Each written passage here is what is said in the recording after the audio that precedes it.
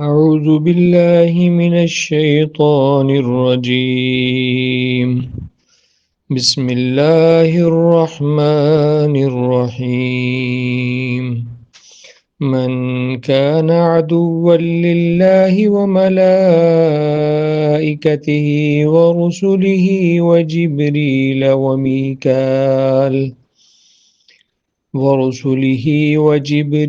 وميكال فإن الله عدو للكافرين.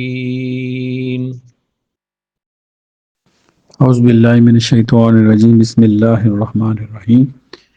جو کوئی اللہ تعالیٰ کا اور اس کے فرشتوں کا اور اس کے رسولوں کا اور جبرائیل اور میکائیل کا دشمن ہے تو یقیناً اللہ تعالیٰ کافروں کا دشمن ہے۔ صدق اللہ العظیم۔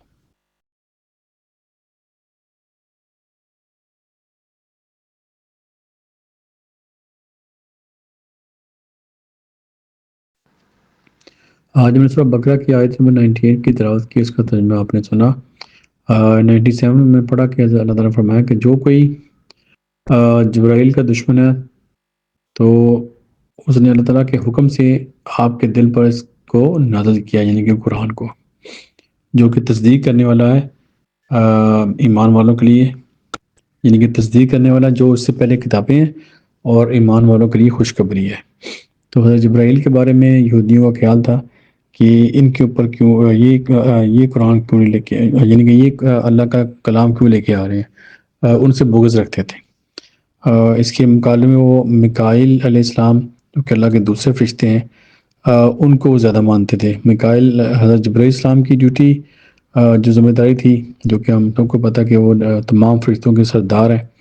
ان کا بہت اعلیٰ مقام ہے۔ دوسرے مقامات پہ اللہ تعالیٰ نے فرمایا ان کی کافی جگہ پہ جبرائیل السلام کا ذکر آیا ہے،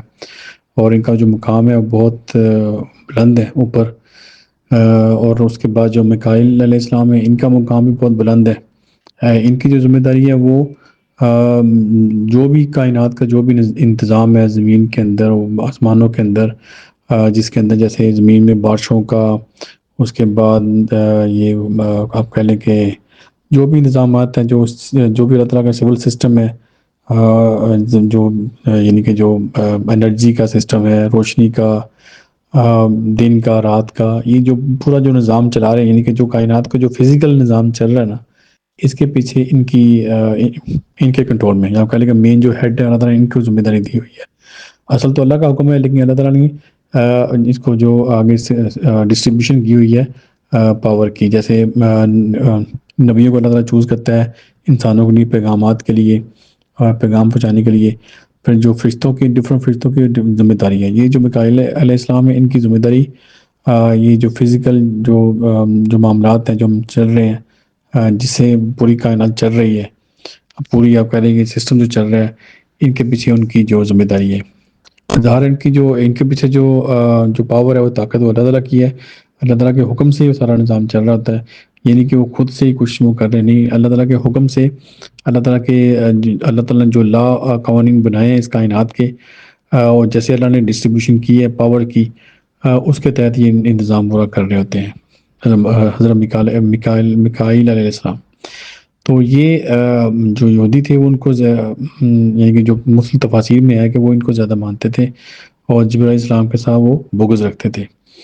آپ دیکھیں کبھی یہ جو مختلف لوگ عملیات کرتے ہیں، یہ بھی ان کو بہت نام لکھتے ہیں ان کا، حضرت میکائیل علیہ السلام کا۔ خیر جو بھی اللہ تعالیٰ نے یہاں پہ جو واضح کر دیا کہ جو بھی اللہ تعالیٰ کے کسی بھی فرشتے کا، یعنی کہ سب فرشتوں کا بھی ایک اجتماعی طور پہ نام بول دیا کہ ایک تمام فرشتے، اور خاص کر جو نام بول دیا ان کا حضرت جبرائیل علیہ السلام کا اور میکائیل علیہ السلام کا خاص کر نام بول دیا کہ جو بھی ان کا دشمن ہے اور تمام فرشتوں کا جو دشمن ہے وہ اللہ تعالیٰ کا دشمن ہے۔ یعنی کہ چار جو اللہ تعالیٰ یہاں ذکر کیا، 4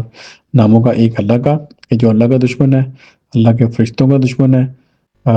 جو اللہ، اور اس کے بعد جو میکائیل اس کا جو جبرائیل السلام کا نام لیا اور میکائیل علیہ السلام کا نام لیا، اور پھر اللہ نے فرمایا کہ جو کوئی ان کا دشمن ہے تو یقیناً اللہ تعالیٰ کافروں کا دشمن ہے۔ یعنی جو بھی ان کے ساتھ کسی ایک کے ساتھ ہی دشمنی کرے گا، اس کی اللہ کے ساتھ دشمنی، یعنی کہ اللہ تعالیٰ کے ساتھ اللہ کا انکار کرنا وہ اللہ کی دشمنی ہے، اللہ کے فرشتوں کا انکار کرنا وہ بھی اللہ کی دشمنی ہے، اور رسولوں کا اور جبرائیل علیہ السلام کا اور میکائیل علیہ السلام کا جو بھی دشمن ہے وہ اللہ تعالیٰ کا دشمن ہے۔ آپ دیکھیں کتنی اللہ تعالیٰ نے واضح اور ایک زبردست انداز میں ان کا نام لے کر اور پھر تمام فرشتوں کو بول دیا، یعنی کہ فرشتوں کے اوپر ایمان لے کے آنا ضروری ہے ہمارے ایمان کا حصہ ہے۔ اگر ہم فرشتوں کا انکار کرتے ہیں کسی بھی ایک فرشتے کا تو ہمارا ایمان باقی نہیں رہتا، یعنی کہ بہت یہ امپورٹنٹ ہے۔ بہت سے لوگ ایسے ہیں جو فرشتوں کا انکار ہی کر دیتے ہیں، وہ کسی مخلوق کا وہ اس کے اوپر بلیو نہیں رکھتے، وہ بس یہی کہتے ہیں کہ ٹھیک ہے یہ اللہ تعالیٰ کی فورسز جو ہیں، وہ اللہ تعالیٰ کا نظام جو چل رہا ہے وہ ایسے جو قوانین اللہ تعالیٰ نے بنا دی ہے اس کے مطابق ہی چل رہا ہے، اس کے پیچھے کسی کا کوئی فرشتوں کا بالکل انکار کر دیتے ہیں، وہ فرشتوں کو ایگزسٹنس کو وہ نہیں مانتے۔ ایسے بھی لوگ ہیں، اور بہت سے لوگ ایسے بھی ہیں جو فرشتوں کو بہت ایکسٹریم لیول پہ چلے جاتے ہیں، وہ فرشتوں کو اللہ تعالیٰ کی بیٹیاں نعوذ باللہ کہہ دیتے ہیں اور اس طرح کے دوسرے ناموں سے پکارتے ہیں، ان کے ڈفرینٹ نام رکھ لیتے ہیں، پھر اس کی پوجا شروع کر دیتے ہیں۔ ایک وہ بہت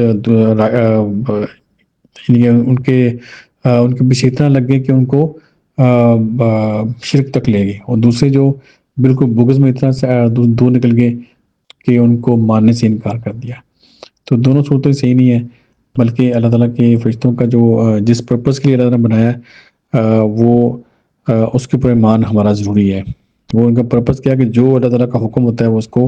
کرتے ہیں۔ پورا جو کائنات کا جو سسٹم ہے، جو نظام چل رہا ہے،